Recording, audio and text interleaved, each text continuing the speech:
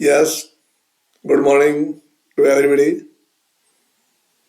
देखिए, आज अपने सुबह की मॉर्निंग क्लास में जैसा कि मैंने कहा आपको, पर डे 5:30 पर अपनी क्लास लाइव चलेगी। आपको इस बात का ध्यान रखना है, हमारी बोर्ड की एग्जाम बहुत नज़दीक आ चुकी है और आप सभी विद्यार्थी अच्छी तैयारी कर रहे हैं।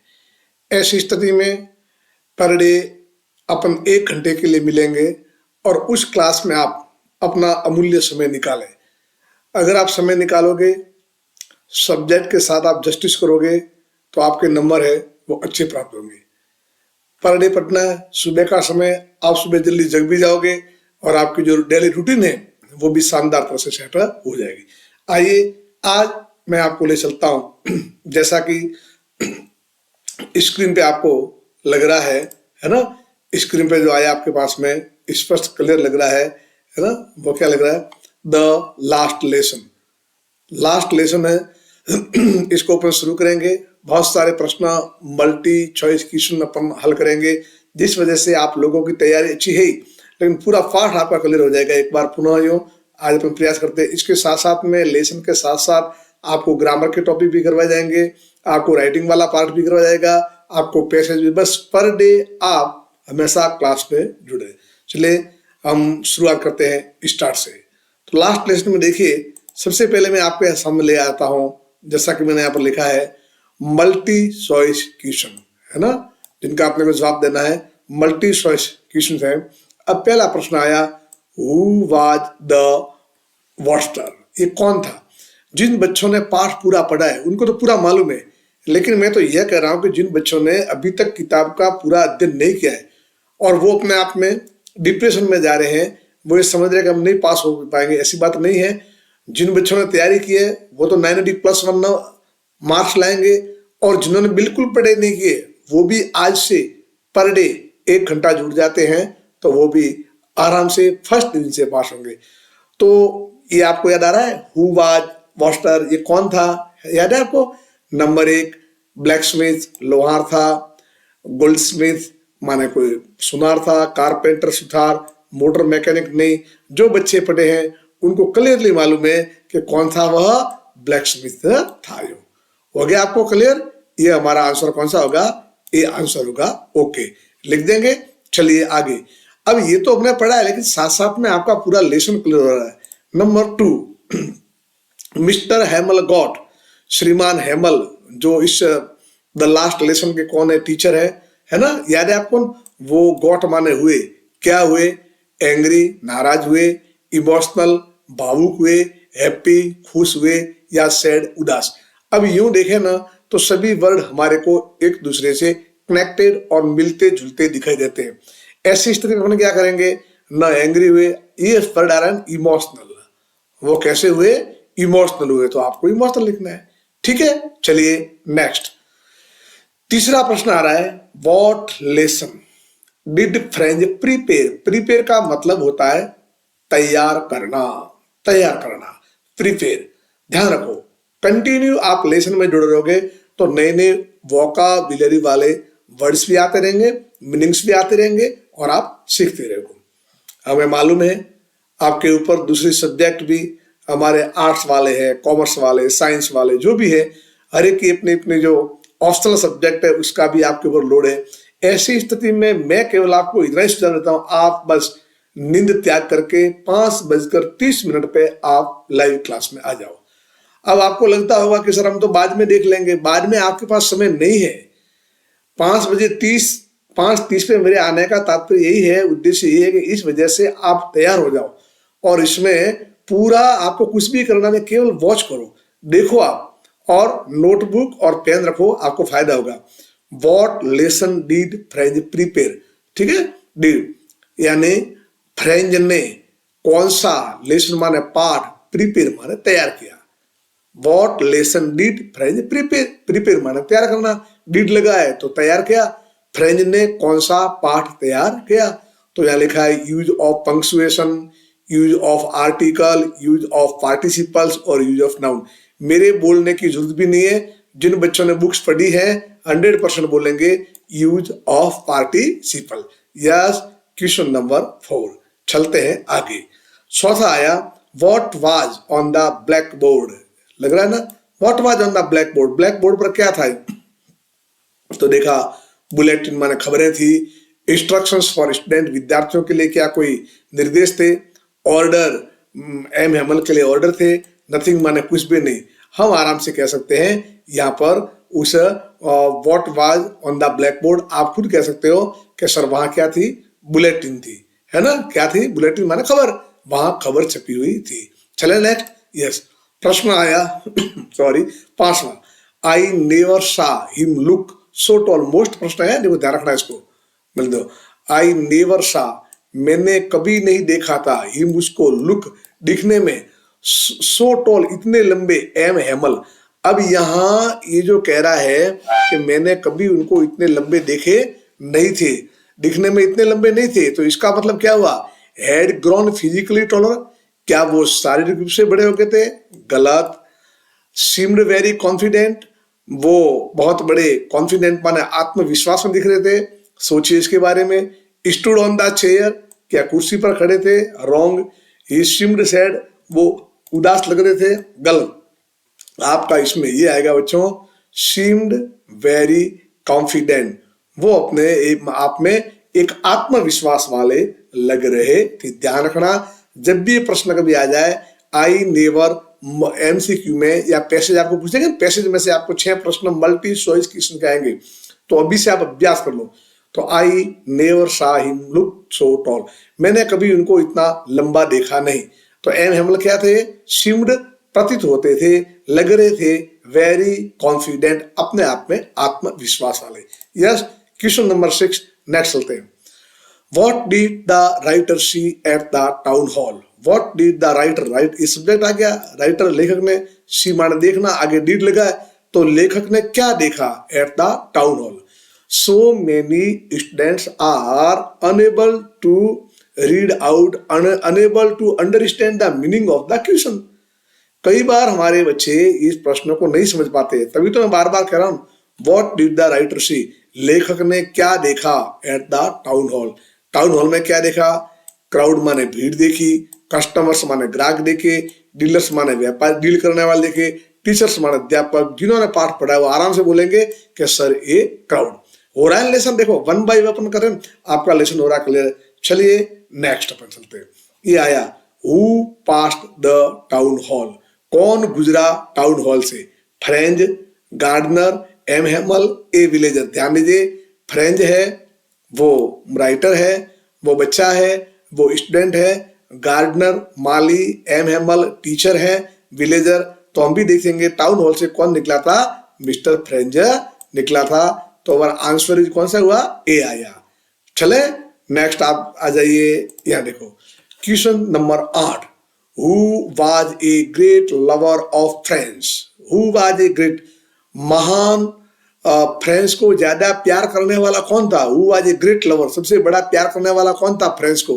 तो बताओ आप, फ्रेंच था या फिर जो वो वॉचर अपने लोअर था वो था, एम हेमल थे या ए विलेजर? तो no doubt M Hamel was a great lover of a French. हो रहा क्लियर? नेक्स्ट चलिए, अब हमारा 9वां प्रश्न देखो आया यहाँ पर, एक लिखा है इन्होंने, when the people are enslaved, जब लोग दास्ता में हो जाते हैं, गुलामी स्वीकार करते हैं, एज लॉन्ग एज, जब तक, दे होल्ड, वो बनाए रखते हैं, फास्ट, मजबूत, टू देयर लैंग्वेज, अपनी भाषा को, इट इसको एज, मानो की, दे हैड द की, मानो की उनके पास क्या है? चाबी है, की है, काय की? टू देयर प्रिजन, उनके जेल की। अब लिखा है इट इज एज इफ, यह ऐसा है मानो कि दे हैव द की, उनके पास चाबी है, टू देयर प्रिजन, उनके जेल की, एज लॉन्ग एज दे, तो क्या ऐसे ही? तो डू नॉट देयर लैंग्वेज, उनकी भाषा का प्रयोग कर लेते हैं, are attached to their language, अपनी भाषा से जुड़े रहते हैं। देखो क्विकली लर्न द, क्योंकि लैंग्वेज जल्दी सीखते हैं भाषा, नॉन ऑफ दी, तो ये लिखना है आपको, आर अटैच्ड, है ना, ये लिखा है यहाँ पर जो कि it is as if they have the key to the prison, जैसे मान लो जेल की चाबी उनके पास में है, तो क्या होगा, इसका मतलब ये हुआ आर अटैच्ड, अटैच्ड का मतलब लगा, वो हमेशा जुड़े हुए रहते हैं, आर अटैच्ड, ठीक है ना। अब किससे अटैच्ड लगे हुए हैं, are attached to their language, इसलिए इसमें यह हमारे आने वाला है, कौन सा आया, बी आया। चलिए अपन आगे बढ़ते हैं। नेक्स्ट में अपन जब बढ़ेंगे, अगला प्रश्न यानी क्वेश्चन नंबर 10। देखो एल्स एस, ये थोड़ा गलत लिखा है, एल एस ने एल्स एस, ए एल और उसके बाद में एस ए सी, ये एल्स एस, तो लिखा है यहाँ पर आप देखेंगे एल्सेस एंड लॉरेंस डिस्ट्रिक्ट पर ऑक्यूपिड, ये जो दो जिले हैं अपने यहाँ पर, क्या देख लीजिए, एल्सेस और लॉरेंस डिस्ट्रिक्ट वर ऑक्यूपाइड, यानी किसके द्वारा कब्जे में लिए गए, ऑक्यूपाइड यानी किसके द्वारा, किसके अधिकार में आ गए, ऐसा ऑक्यूपाइड माने अधिकार होना, है ना, उनका कब्जा होना, तो किनके द्वारा हुआ, Alsace and Lorraine district were occupied, इन दोनों के ऊपर कब्जा हो गया, बाई किनके द्वारा हो गया, फ्रांस के द्वारा, ऑस्ट्रिया के द्वारा, पोलैंड के द्वारा, या फिर क्या लिखेंगे, प्रशिया के द्वारा हुआ था, क्या लिखा, प्रशिया, याद रखो else's and Lorraine district were occupied by Persia. इस तरह से 1 बाई 1 प्रश्न, पूरा पाठ आपका क्लियर हो जाएगा। समय आप दोगे, निकालोगे समय, और समय आपको एडजस्ट करना ही है, और जो समय का मैनेज करोगे तो आपके अच्छे अंक प्राप्त होंगे। ये तो भले मल्टी चॉइस क्वेश्चन है, लेकिन इससे पूरा पाठ की रोल हमारे माइंड में घूम रही है। चलिए next question number 11, where did the order come from, है ना, ऑर्डर कहां से आया, आदेश कहां से आया था, बॉन से, छम से, बर्लिन से, जरा से। ये नंबर ए 1 2 3 4 में 3 को छोड़कर बाकी कहीं हमें इस लिस्ट में दिखते भी नहीं है, तो ऑर्डर कहां से आया था, बर्लिन से आया था। कहां से आया था, वो ऑर्डर बर्लिन से आया था। चलिए नेक्स्ट अपन चलते हैं। अगला आया, डोंट गो सो फास्ट, तुम इतने जल्दी मत जाओ, you will get your school, तुम्हारे पास स्कूल में जाना है। वेरी लेट, तुम लेट हो जाओगे। टू अर्ली, बहुत जल्दी है, जल्दी है। अर्ली एनफ, पर्याप्त है, या नॉन ऑफ दिस, तो इसमें आएगा अर्ली एनफ। क्या लिखना आप, यो अर्ली एनफ, अर्ली माने जल्दी, एनफ माने पर्याप्त है, अतः आप अर्ली एनफ लिखोगे। नेक्स्ट, ये कब की बात है मालूम है, जब उस वॉटसन ने उसको बोला था बुलेटिन बोर्ड पर, उससे पहले कि तुम इतने जल्दी मत जाओ, आपके अर्ली एनफ है, स्कूल का टाइम है।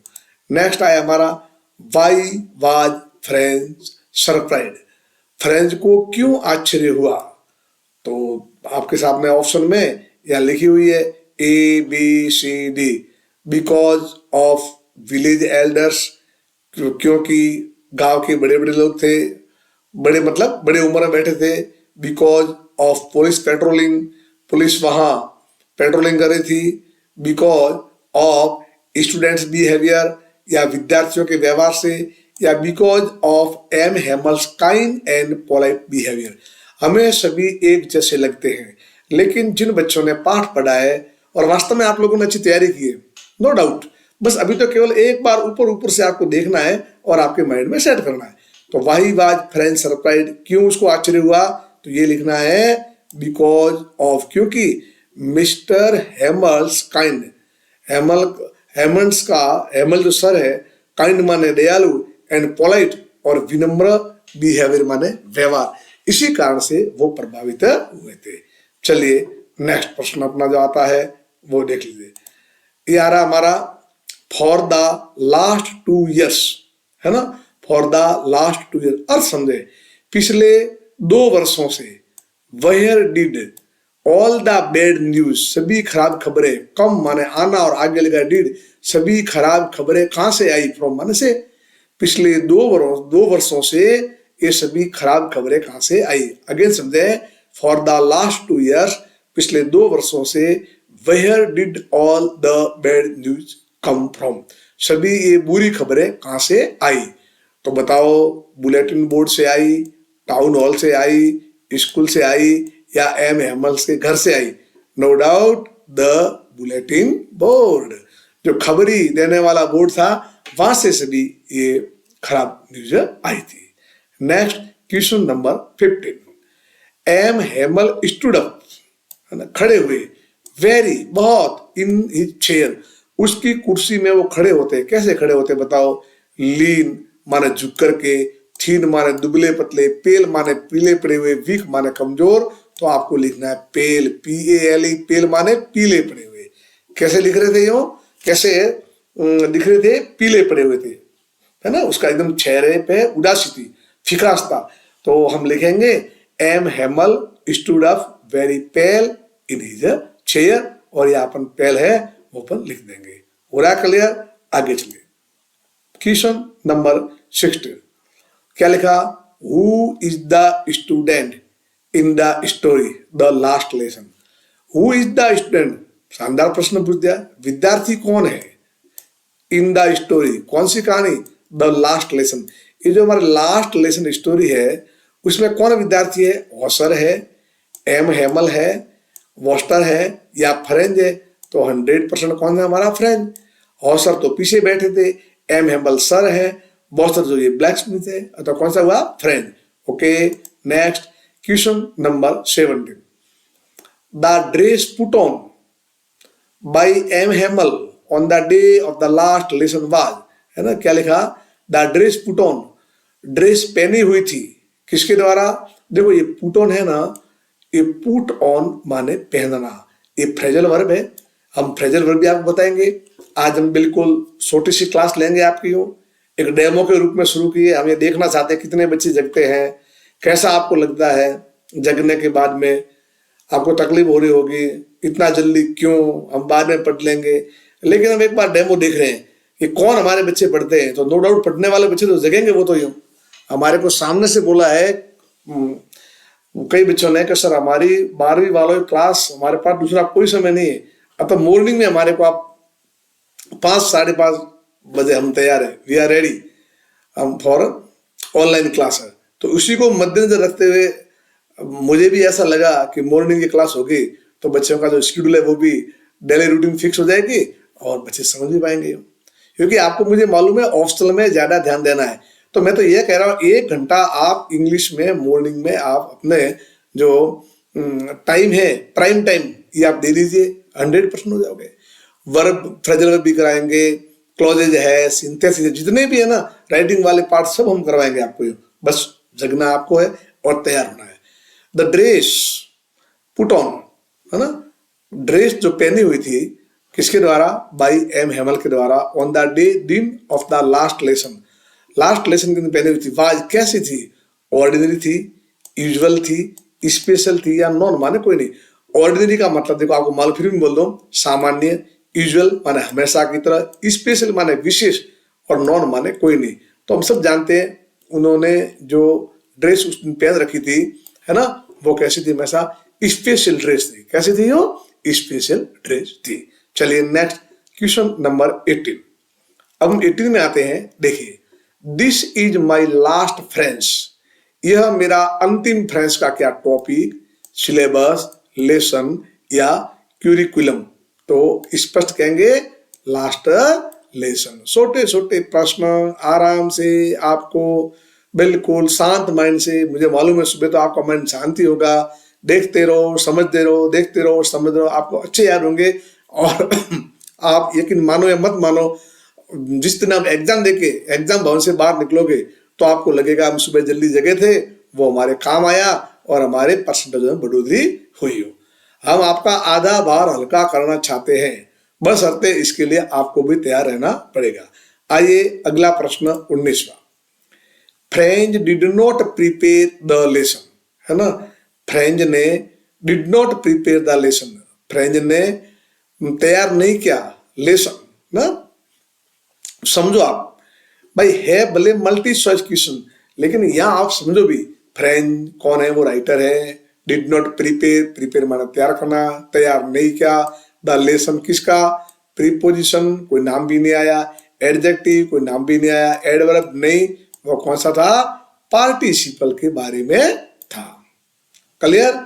चलिए question number 20। French passed by the while going to school, French गुजरा कब? जब वह स्कूल जा रहा था। फ्रेंच गुजरा कब गुजरा? बाय द, कहां से गुजरा? जब वह स्कूल जा रहा था। टाउन हॉल से, स्कूल से, सिनेमा हॉल से, इंडस्ट्री। गलत गलत गलत और रॉन्ग है ना। और town hall is our right answer. तो कहां से गुजरा था? टाउन हॉल से गुजरा था। याद है आपको? टाउन हॉल के पास ही तो क्या लगा था? क्या? Bulletin board. Good, bulletin board वहां पर लगा हुआ था। चले आगे, नेक्स्ट क्वेश्चन।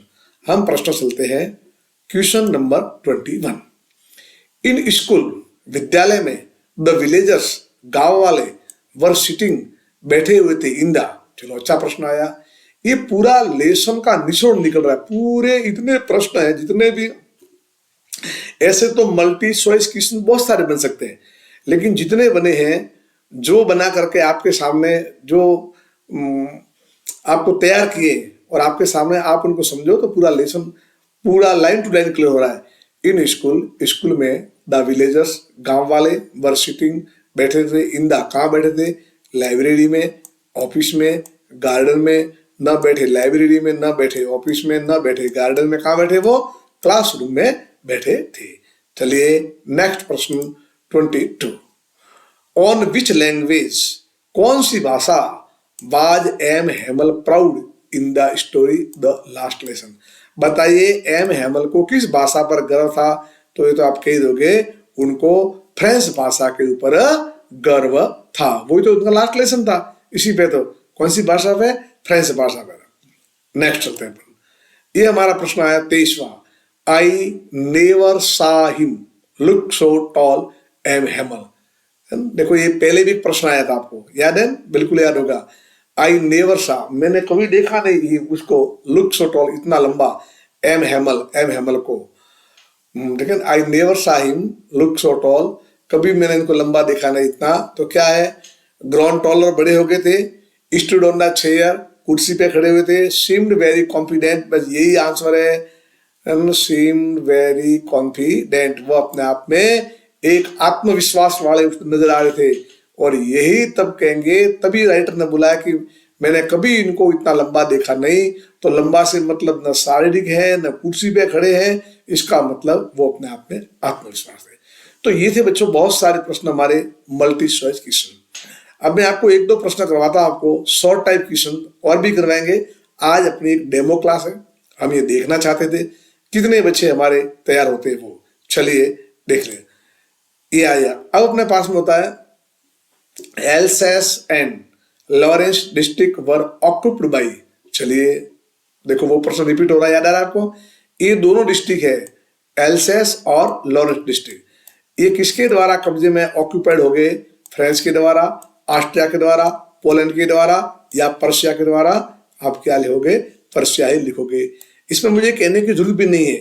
एक बात पुनः रिपीट करता हूं, जो बच्चे हमारे नए हैं, जिनकी तैयारी नहीं है, वो भी इस लेसन डेली लेते हैं, अच्छे अंकों से प्राप्त होंगे। और जिन बच्चों की अच्छी तैयारी है, तो नो डाउट उनके मार्क्स स्कोर होने में, अच्छे लाने में, वो कोई आपकी प्रॉब्लम आने वाली नहीं है। चलिए नेक्स्ट, अगला प्रश्न यहाँ देखिए। अब मैं आपको एक दो प्रश्न ऐसे कर देता हूं आपको। What was French expected to be prepared with for school that day? देखो समझे, पहले आप यहाँ ध्यान दें। What was French expected, expect आप पहले ध्यान यहाँ पर दो, पहले यहाँ ध्यान दो। What was French expected, expect का मतलब होता है अपेक्षा। फ्रेंच से क्या अपेक्षा थी? टू बी प्रिपेयर्ड, कि भाई क्या अपेक्षा थी कि वो तैयार करेगा। With for school that day, विद्यालय के उस दिन वो क्या तैयार करके आएगा, उसके बारे में क्या ऐसी अपेक्षा थी। यानी कि उस क्लास टीचर ने, क्लास के सर ने, एम हेमल ने ऐसी क्या उससे अपेक्षा की थी, यानी फ्रेंच से क्या अपेक्षा की जाती थी कि वह विद्यालय में उस दिन यह तैयार करके आवे। तो देखो फ्रेंच, देखो अब उत्तर कैसे लेगा, answer, how to write answer. यहां थोड़ा मैं पोज होता हूं, याद। This is the main problem in our English lesson. So many students से, बहुत सारे विद्यार्थी कहते हैं sir we don't know how to write answer, हम उत्तर लिख सकते नहीं है। तो पहली बात तो मैं यह कहूं कि आंसर लिखना कोई एक दिन का काम नहीं है। आंसर कोई ऐसी जड़ी बूटी नहीं है, कोई मंत्र नहीं कि आप सीख सको। इसका एक ही तरीका है, बार बार मैं कहता हूं, हर लेसन में कहता हूं, practice makes a man perfect. जितना अभ्यास करोगे वही बच्चा आगे बढ़ेगा। आप लिसनिंग करो, राइटिंग करो, अपने आप हो जाएगा आपका। तो व्हाट, अब देखो आंसर कैसे लिखा, आपको आंसर आता भी है लेकिन तरीका क्या हुआ, यहाँ देखो मैं कर्सर घुमा रहा हूं तो क्या लिखा, फ्रेंड्स, है ना, ये देखो फ्रेंड्स। सब्जेक्ट आया, सब्जेक्ट के बाद हमेशा कौन आता है, वर्ब, तो फ्रेंड्स वाज। अगर आप इस तरह से लिखोगे ना तो जांचने वाला आपसे प्रभावित होगा, और जांचने वाला प्रभावित होगा तो इससे आपके अंकों में बढ़ोतरी होगी। तो लिखा हमने, क्या लिखा, friend was expected to be prepared, to be prepared with, देखो ना यहाँ तक तो हमने, यहाँ तक तो ये का ये लिखा है। ये हमारे कई बच्चों को मालूम है, वो क्या होगा, बस ये क्या था, ये हमारा था इंटरोगेटिव, हमने क्या किया इसको अफर्मेटिव। कैसे किया, पहले आया सब्जेक्ट, बाद में हेल्पिंग वर्ब, बाद में main verb. Friend was expected to be prepared, to be prepared with, क्या लिखा, बस इतना ही लिखा, the use of participles that day, उस दिन। सॉरी, देख लीजिए बच्चों क्या नया आया है। मात्र केवल मैं आपको यह कहूं, ये जैसे मैंने गोल घेरा कर दिया, द यूज ऑफ पार्टिसिपल, ये एक नया आया है, बाकी कोई आया नहीं। मैंने इसमें से यहां से लेकर के कॉपी पेस्ट किया है और वही आपको एग्जाम भवन में करना है, और आपको 2 में से 2 नंबर मिल जाएंगे, है ना। फ्रेंच वाज, यहां से लिखा फ्रेंच वाज एक्सपेक्टेड, फ्रेंच से अपेक्षा की गई थी। टू बी प्रीपेड, वो तैयार करके आएगा, किसके साथ तैयार होकर आएगा, विथ द यूज, ये याद रखना, with the use of participle. मैं तो इतना कह रहा हूं आपको, कुछ भी आपको याद नहीं है, लेकिन आपने पार्टिसिपल वर्ड भी अगर आपने आंसर में लिखने की कोशिश कर दी तो जांचने वाले सर आपको 100% मार्किंग करेंगे। वो ये समझते हैं कि बच्चे ने तैयारी की है, उसमें मौलिकता है, तो समझता हूं ये तो आपको समझ में आ गया होगा, है ना। फ्रेंड वाज एक्सपेक्टेड, संभावना थी, to be prepared with the use of participle that day, इतना लिखना है अपने को। आइए अपन एक प्रश्न और आगे करते हैं, आपने नंबर 2 देखिए लिखा, यहां देखो, what sad news were written, कौन सी खराब खबर, व्हाट सैड न्यू नहीं है, न्यूज है, ध्यान रखना, नॉट न्यू, आप ऐस कर दो यहाँ पर, न्यूज कर दो, ये मैंने लिखा है न्यूज है, व्हाट सैड न्यूज, यहाँ पर आपको एस लिखाना है, ध्यान रखना है, चल रहा है।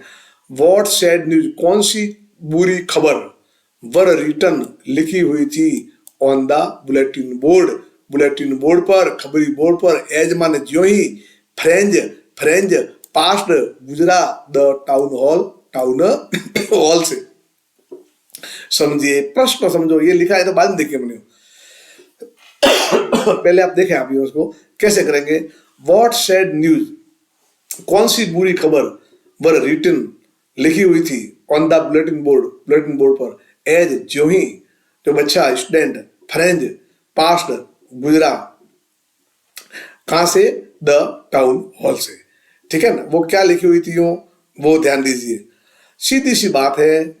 जिन बच्चों ने पाठ पढ़ा है, पूरी तैयारी की है, उनको तो मालूम है, कहने की जरूरत भी नहीं है।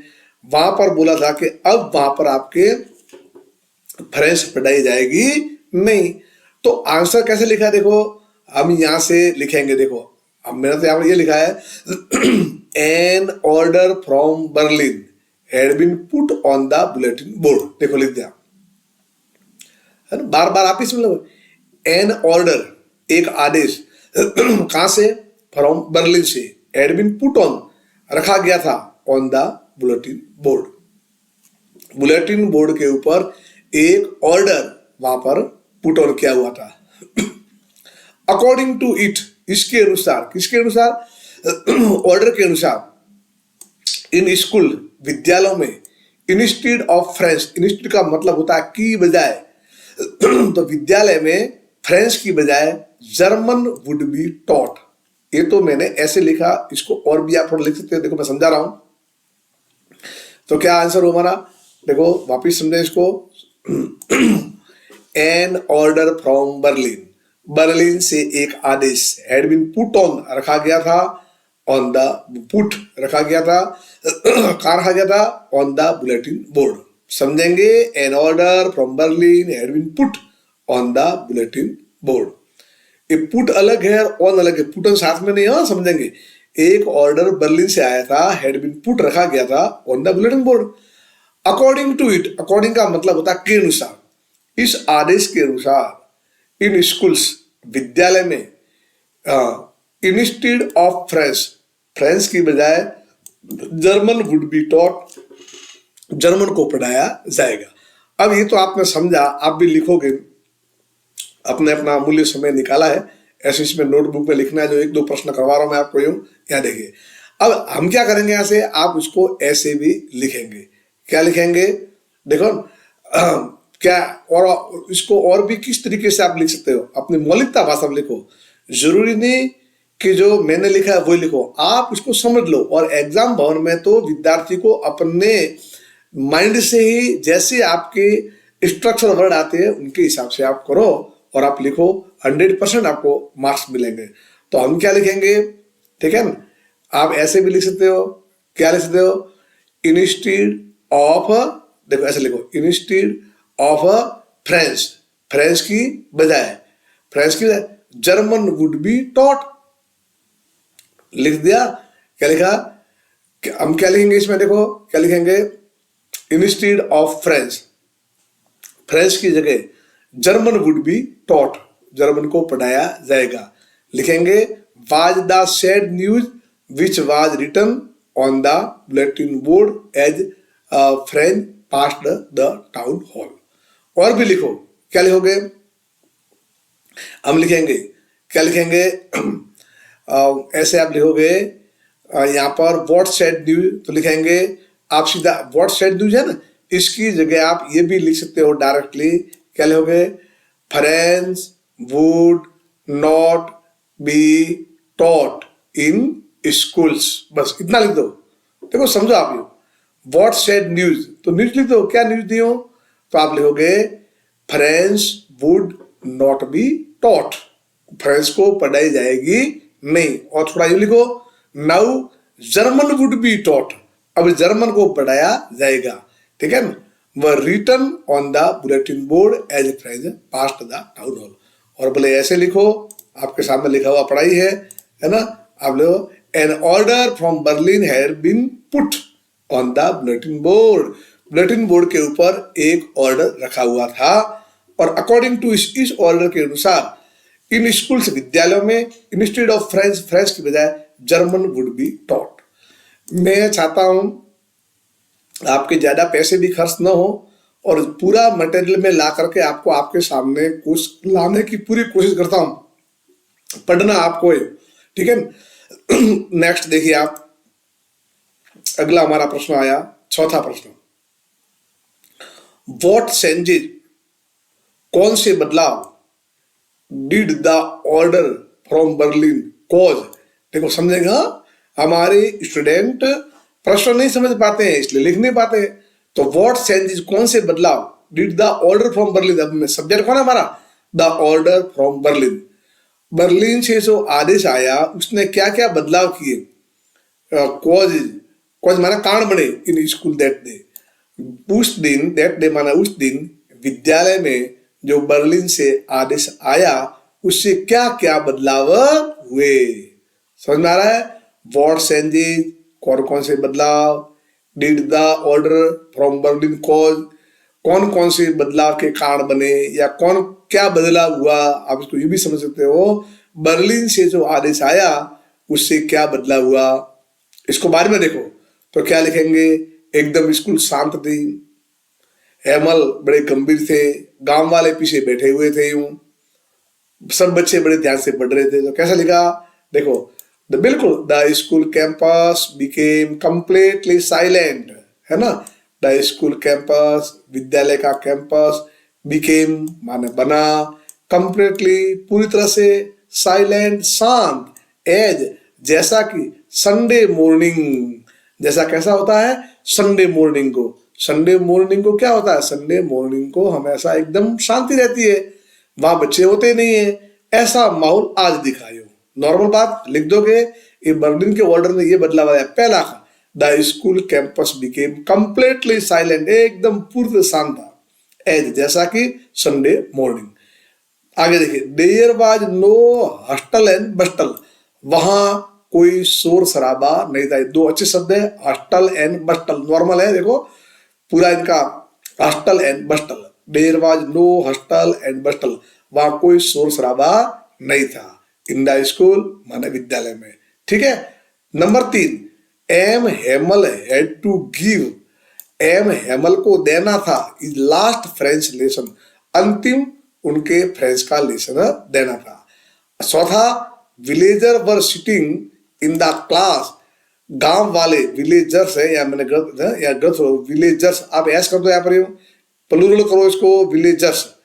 विलेजर्स वर सिटिंग, गांव वाले बैठे हुए थे, इन द क्लास, क्लास में, एंड और ऑल सभी, लर्नड सीखा, वेरी बहुत, अटेंटिवली बड़े ध्यान पूर्वक उन्होंने सीखा। तो ये हमारे बदलाव आए।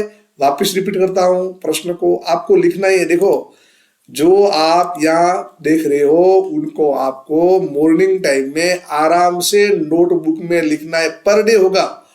मेरी तो कोशिश है कि रविवार को भी आप ये क्लास ले जाए, क्योंकि अब हमारे पास समय नहीं है, अब तैयार आपको होना है।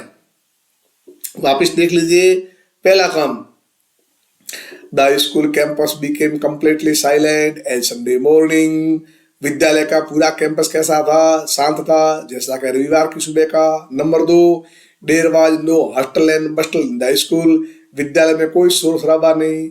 M Hamel had to give his last French lesson, Hamel साहब को अंतिम फ्रेंच का लेसन देना था।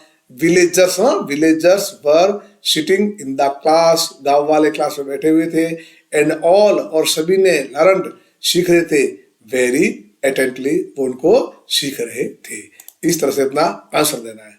चलिए अब हमारे यहां आया दूसरा प्रश्न, तीसरा, हाउ वाज द सीन, कैसा दृश्य, में दृश्य, कैसा दृश्य था। देखो वो का वो आ रहा है, कैसा दृश्य था इन द स्कूल, विद्यालय में, इन द मॉर्निंग, सुबह में, of the last lesson, different from that on other day. प्रश्न समझे, देखो, how was the seen in the school, विद्यालय का दृश्य, इन द मॉर्निंग, सुबह में, ऑफ द लास्ट लेसन, यानी कि जो लास्ट लेसन सुबह वाला विद्यालय का दृश्य था वो डिफरेंट माने अलग था, from that on other day, दूसरे दिनों से उस दिन का लेसन कैसे अलग था। वापस देख लो, हाउ वाज द सीन, कैसे दृश्य इन द स्कूल में, in the morning of the last lesson, सुबह अंतिम लेसन का जो विद्यालय का दृश्य था कैसे डिफरेंट माने अलग था, from that on other day, दूसरे दिनों की बजाय। तो बस वही लिखो,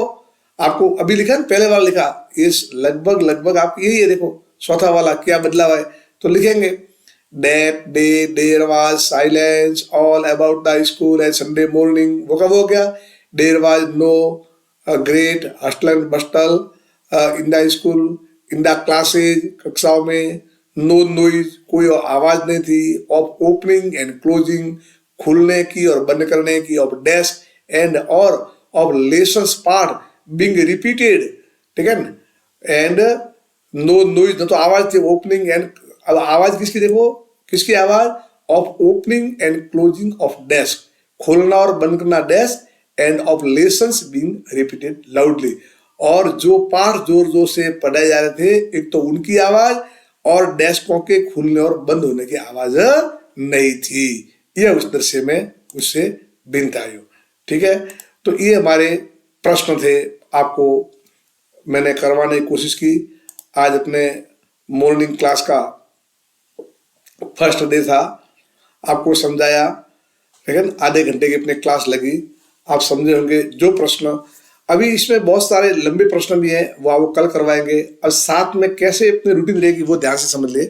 एक बार पुनः मैं कह देता हूँ, हम क्या करेंगे यहाँ पर, ये आपको क्वेश्चन आंसर तो करवाएंगे, है ना, लेकिन इसके साथ साथ जो हमारा राइटिंग वाला पार्ट है, जो हमारा ग्रामर वाला पार्ट है, वो भी आपको पर डे कोई न कोई टॉपिक करवाते रहेंगे।